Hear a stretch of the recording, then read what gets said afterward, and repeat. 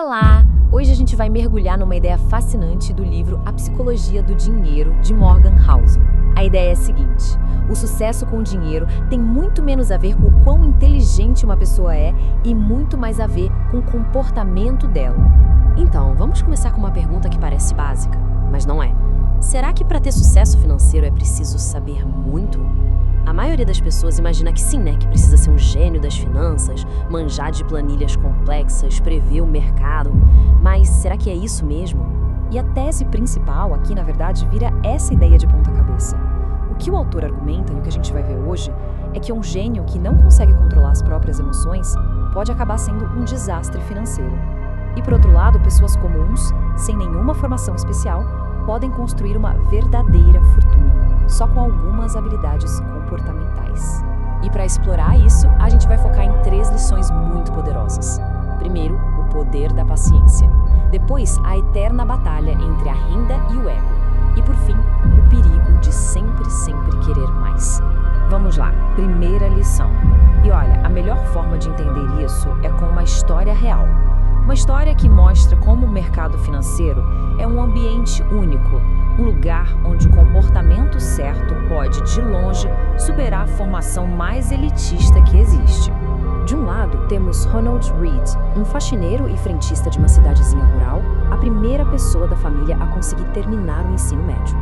Do outro lado, Richard Fusconi, um executivo do mercado financeiro, diploma de Harvard, carreira brilhante e destaque em revistas de negócios. O contraste, assim, não poderia ser maior. E agora vem a parte surpreendente. Em 2014, quando Ronald Read faleceu, ele deixou um patrimônio de 8 milhões de dólares. E o Richard Fusconi, o executivo de Harvard, bem, ele pediu falência depois da crise de 2008. Então, peraí, como isso é possível?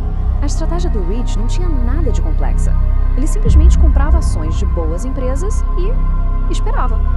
Ele esperou por décadas. Ele deixou a mágica dos juros compostos trabalhar sem se desesperar com as crises que apareceram no caminho.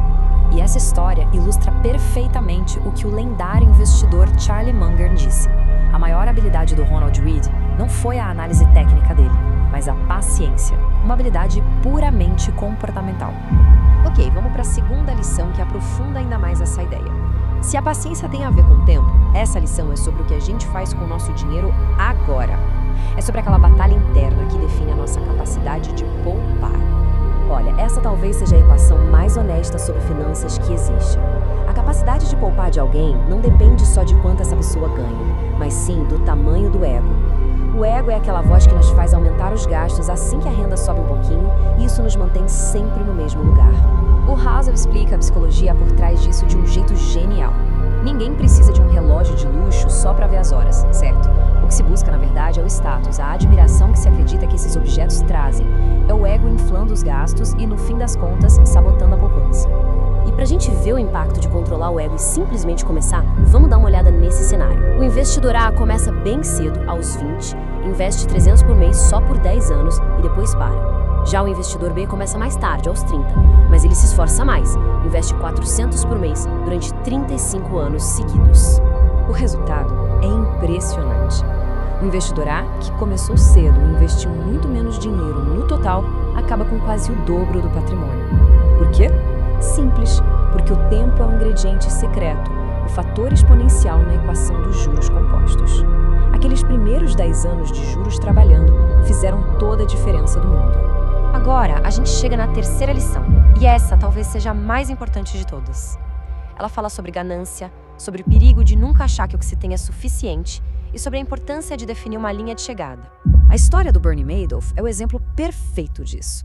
Pouca gente sabe, mas o Madoff tinha um negócio de corretagem que era totalmente legítimo e, mais, incrivelmente lucrativo. Ele já era rico, respeitado, poderoso, ganhava entre 25 e 50 milhões de dólares por ano. Então, aqui está a pergunta de $1 milhão, ou melhor, de bilhões de dólares. Por que ele precisava de mais? Por que construiu o maior esquema Ponzi da história, uma fraude que ele sabia que uma hora iria desmoronar, quando ele já tinha tudo que a maioria das pessoas sequer sonha em ter? A resposta, no fundo, está na incapacidade de dizer chega, de dizer basta. E o custo disso não foi só financeiro. A ganância do Madoff destruiu a família dele de uma forma que parece uma tragédia grega. O dinheiro a mais que ele buscou custou absolutamente tudo o que realmente importava na vida dele. A palavra suficiente não é um número na conta bancária. É uma percepção, é entender que o objetivo de construir riqueza é aumentar a felicidade e a liberdade. Não só acumular mais dinheiro por acumular. É quase como uma ferramenta de gestão de risco para a vida toda. Então, resumindo tudo, as 3 lições se transformam em 3 comportamentos-chave. Primeiro, a paciência do Ronald Read. Segundo, a humildade de controlar o ego para que a poupança possa crescer. E terceiro, a sabedoria que a história trágica do Bernie Madoff nos ensina, a importância de saber quando parar.